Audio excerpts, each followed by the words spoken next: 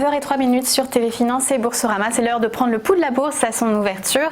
Et nous sommes en ligne avec Xavier Fenot, qui est associé chez Interactive Trading. Bonjour Xavier.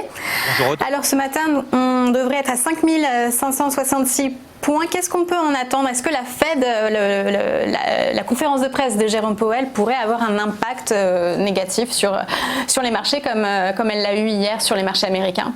Oui, on a un impact qui est répercuté sur les marchés européens et plus particulièrement sur le CAC 40 qui était fermé hier. Donc pour le moment, il n'y a pas mort d'homme, c'est-à-dire que le CAC est à moins 0,40%.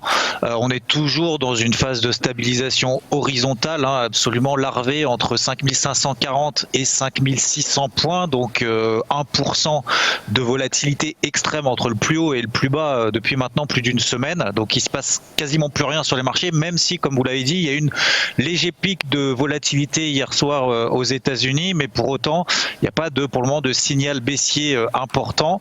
On verra très certainement demain ce qui va se passer au niveau des chiffres du NFP, donc de l'emploi aux États-Unis. Très certainement, ça marquera peut-être une fin de semaine sous le signe de la consolidation, mais pour le moment, il n'y a pas véritablement de retournement de tendance baissière tant qu'on ne passe pas sur le CAC 40 sous la zone des 5540 points. Donc on va voir maintenant à l'ouverture si les investisseurs en profitent pour prendre un petit peu des bénéfices, puisque les publications d'entreprises commencent maintenant à aboutir et à se terminer, même si elles ressortent quand même globalement dans 70% des cas meilleures que prévu. Les chiffres macroéconomiques se reprennent, etc. Donc c'est la raison pour laquelle les marchés consolide un petit peu, tout simplement parce que la Réserve fédérale américaine a été moins accommodante que ce que les marchés attendaient ou estimaient. Donc pour le moment, c'est statu quo. On verra au cours de ces prochaines minutes de cotation ou de ces prochaines heures si on a ce qu'on appelle une ouverture en extrême sur le CAC 40, c'est-à-dire qu'on ouvre en léger gap baissier et voir si on a un flux baissier qui se matérialise avec la rupture des 5540 points.